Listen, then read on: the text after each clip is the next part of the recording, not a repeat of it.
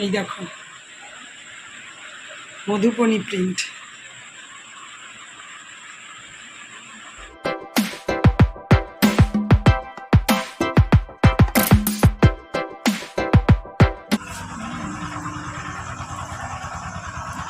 ঠিক আছে, টাটা।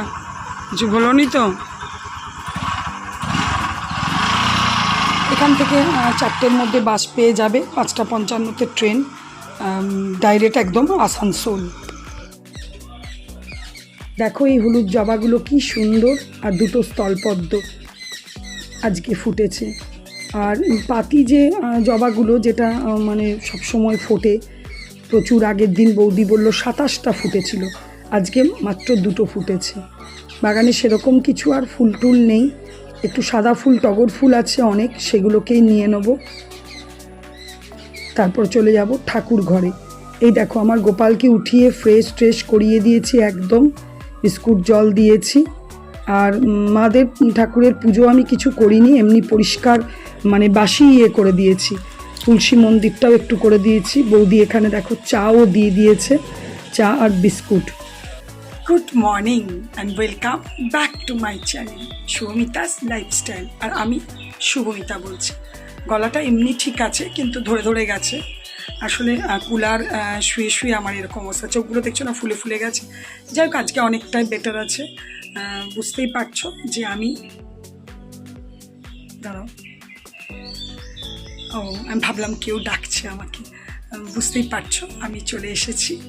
তো আজকে সানডে, তাও এসেছি, তার কারণ বলছি কেন এসেছি। আসলে আমি প্রথম থেকেই ভেবেছিলাম বাবু ভোরবেলায় এই মানে এখন বুধবার অবধি একটু যাওয়া আসা করতে হবে। সবই তোমাদের আস্তে আস্তে পরে পরে জানাবো। তবে আজকে চলে এসেছি তার কারণ আমি ভেবেইছিলাম যে বাবু আসতে যাবে আর আমি চলে আসবো, কারণ আবার এই সপ্তাহে মাঝখানে মিডিলে একবার যেতে হবে। কিন্তু আজকে বিকেলেই আবার যেতে হবে। সেটা কেন যেতে হবে পরে তোমাদেরকে বলছি। সানডে বলতে আজকে সানডে স্পেশাল কিচ্ছু হবে না। সামনে থেকে গিয়ে একটু মাছ কিনে নিয়েই ঢুকেছি। মাংস নিতে গেলে বাজারে ঢুকতে হতো, মাংস ইচ্ছা ছিল না। অল্প করে একটু মাছ নিয়েছি, 400-র মতো নিয়ে ঢুকেছি। নিয়ে ঘরের কাজকর্ম শুরু করেছি। ঘরের কাজকর্ম হবে, চান করব, তারপরে গোপালকে ওখানে সমস্ত কিছু করে রেখে এসেছি, কারণ আমি বিকেলে আবার যাব বলে। সবই করে দিয়ে এসেছি। তো ঠিক আছে, চলো তাহলে আজকে দিনটা শুরু করি। কাজকর্ম দিয়ে তো দিনটা শুরু করলাম, এবার দেখা যাক যা করব তোমাদের সাথে শেয়ার করব। আর হ্যাঁ, তোমরা যেখান থেকে আমার ভিডিও দেখছো প্রত্যেককে জানাই অশেষ ধন্যবাদ। চলো তাহলে, কাজকর্ম মোটামুটি হয়ে গেছে। তো আজকাল বাগানটা ঝাঁট দিইনি, কেন পাতাগুলো জলে বৃষ্টি হওয়ার জন্য বসে বসে আছে। যাই হোক, গাছগুলোকে একটু রোদে দিলাম, গাছগুলো তো ঘরে রেখে যায়, একটু রোদে দিলাম। আর হয়ে গেছে সমস্ত কাজকর্ম। তো পুজোটা একটু, যেহেতু ওখানে গোপাল আনিনি, সেহেতু একটু পুজোটা দেরি করে করব। ভাবছি রান্নার দিকটা আগে একটু এগিয়ে নিই। তো রান্নাঘরে একটু জোগাড়ও করেছি, আর আমার টিফিনটাও নিয়ে নিয়েছি, যেহেতু ওখানে পুজো নাম ঠাকুরের একটু করে এসেছিলাম। এই দেখো, ওখানেই দাদা বাজার থেকে ফুলকপি এনেছিল, একটু অল্প করে দিয়েছিল ফুলকপিটা। আর এই যে আদা রসুন পেঁয়াজ একটু জোগাড় করে নিয়েছি।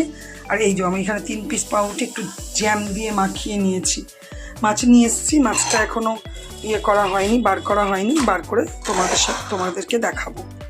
তো ভাবছি ঝোলটা একটু বসিয়ে নিই, বা একটা কিছু করব ভাবছি। উচ্ছে আছে ফ্রিজে, তো উচ্ছেটা একটা কিছু করে নিই ভাবছি, তারপরে চান করব। কারণ ওখানে একবার মানে ফ্রেশ হয়ে চান গায়ে জল ঢেলেছিলাম।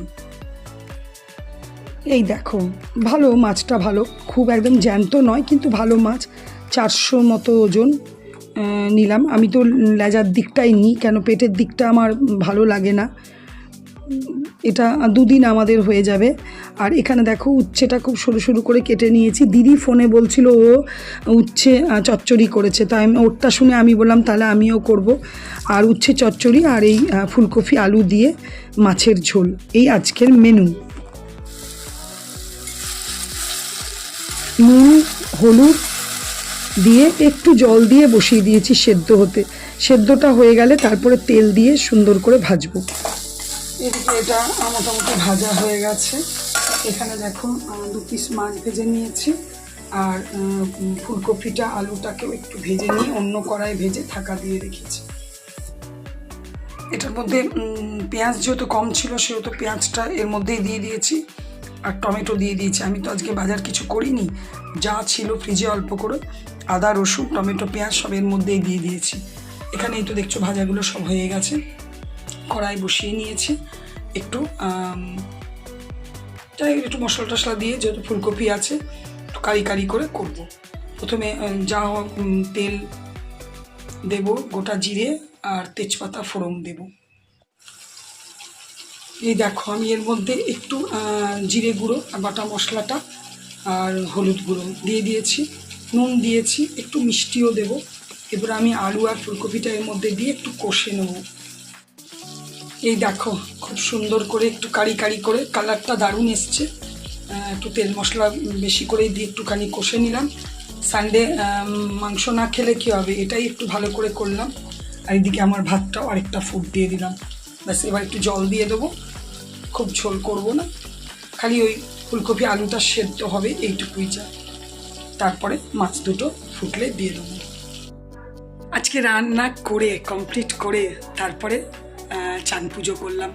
মাথায় একটু শ্যাম্পুও করার ছিল, তো চলো পুজো হয়ে গেছে। আর আজকে খুব তাড়াতাড়ি তোমাদের দাদাও এসে গেছে। খুব তাড়াতাড়ি নয়, এখন অনেকটাই বাজে, যাই হোক। তো গোপাল তো আনিনি, যাই হোক ঠাকুরকে একটু দর্শন করিয়ে দিই তোমাদেরকে, তারপর আমি যাব খেতে দিতে।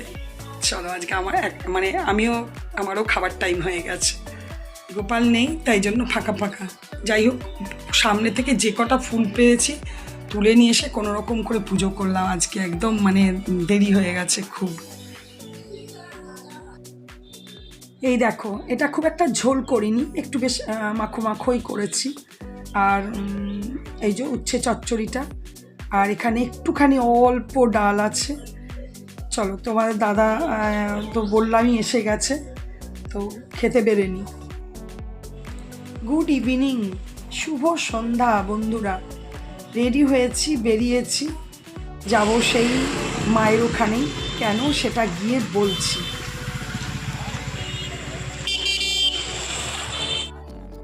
এই দেখো বুঝতেই পারছো যে আমি পৌঁছে গেছি। একটু বসলাম, বৌদি চা দিয়েছে, চা খেলাম। তবে এই যে শাড়িটা এটা পরে যাব না, যাব এক জায়গায়, কোথায় সেটা বলছি। এটা পরে যাব না, চেঞ্জ করব শাড়িটা। এই দেখো আমি আর বৌদি এই যে রেডি হয়ে গেছি। আমাদের পাড়াতেই ছিলেন বৌদি, এখন অন্য পাড়ায়, পাশের পাড়ায় চলে গেছে। তো লোকনাথ বাবার আজকে তিরোধান দিবসে নিমন্ত্রণ করেছে, সেই একটু যাব আর চলে আসবো, কারণ মা একাই, ঘরে তো আর কেউ নেই। তো দেখি বৌদি, আর দেখো বৌদিও রেডি, সুন্দর। চলো আজকে আবার গরম, তবে সেই তুলনা হ্যাঁ না, কি আছে, পেরো না বাবা, অত দেখা যাবে না। বসো ওখানে, বসো বৌদি। কি সুন্দর ই করেছো গো, হ্যাঁ কি ভালো লাগছে। ওয়াটারটাও ভালো লাগছে। এই তোমার নাতি চলে গেছে? ও বললো আমি এখন এখানে 2 বছর থাকবো। বুঝতেই পারছো যাদের বাড়িতে এসেছি, যাদের বাড়িতে পুজো হয়েছে, ওই যে বৌদি প্রসাদ দিচ্ছে, তো তুলছি। বৌদিকে দেখালাম না, কারণ বেশ ওয়েল ড্রেস আপ নেই বলে। যাই হোক খুব সুন্দর লাগে বৌদির ঠাকুরের জায়গাটা। এই দেখো লোকনাথ বাবা, এখানে বসে বসে দেখছি। বৌদি কিন্তু এই কোয়ার্টারটায় বেশি দিন আসেনি, একদমই নতুন। তো যতটা গোছানো হয়েছে বেশ ভালোই লাগছে। বেশ দেখো, এই দেখো ওই যে বৌদি অনেকটা জায়গা নিয়ে পুরো করে নিয়েছে, একটু এক্সটেনশন করে বাড়িয়ে নিয়েছে রান্নাঘরটা। আর এটা যথারীতি একটা রুম, আর এটা আরেকটা রুম। আমাদের বাপের বাড়ির মতনই কোয়ার্টার, কিন্তু আমাদের বাপের বাড়ির রুমগুলো যেহেতু হলো ব্রিক্সের, তো অনেকে বুঝবে না, তো তাই জন্য রুমগুলো একটু বড় বড়, আর এগুলো ছোট ছোট। এটা বৌদির বোন, ভালো বেশ কোয়ার্টারটা। বাড়ি চলে এসেছি যথারীতি। এই দেখো খিচুড়ি, যেটা তরকারি হয়, লাবড়া যেটাকে বলে, আর একটাতে আছে সুজি, একটাতে আছে পায়েস। প্রত্যেক বছরই আরও ধুমধাম করে করে, অনেক কিছুই করে, কিন্তু এবছর বলেই ছিল খুব বড় করে করবে না। যাই হোক, এই প্রসাদটাই বা কপালে কজনের জোটে বলো।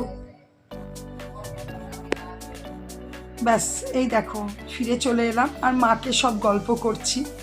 তো আয়না সামনে দাঁড়িয়ে আছি জানো। আমার কি স্বভাব বলো তো, যখন কোথাও যাব তখন যতটা না আয়না দেখি আমি, মানে সে যে সাজতে গুছে সাজি তো খুব একটা নয়, তোমরা জানোই। আজকেই তো জানি না কেন কানের দুটো পরেছি, নাহলে আমি তো কানের দুলও পরি না। আর বৌদি তো ওই চেনটা বার করে দিল যে পরো, তাই পরেছি। হ্যাঁ, শাড়ি বা ড্রেস বলো, এগুলো পরতে খুবই ভালো লাগে। আর এই শাড়িটা তো আমার মধুবনী প্রিন্টের এবছর নিয়েছি, সিল্কের শাড়ি, আমার খুবই প্রিয় শাড়ি। আমার ফিরে আসার পর আয়না দেখতে খুব ভালো লাগে। এই দেখো, ওই জন্য বারবার দেখছি আর নিজে নিজেই হাসছি। এই দেখো, আজকে গরম গরম ভাত, একটু প্রসাদ খেলাম, এখানে পায়েস রাখা আছে, আর আলু পোস্ত আর মুসুরি সেদ্ধ। প্রসাদ একটু নিয়েও যাব তোমাদের দাদার জন্য।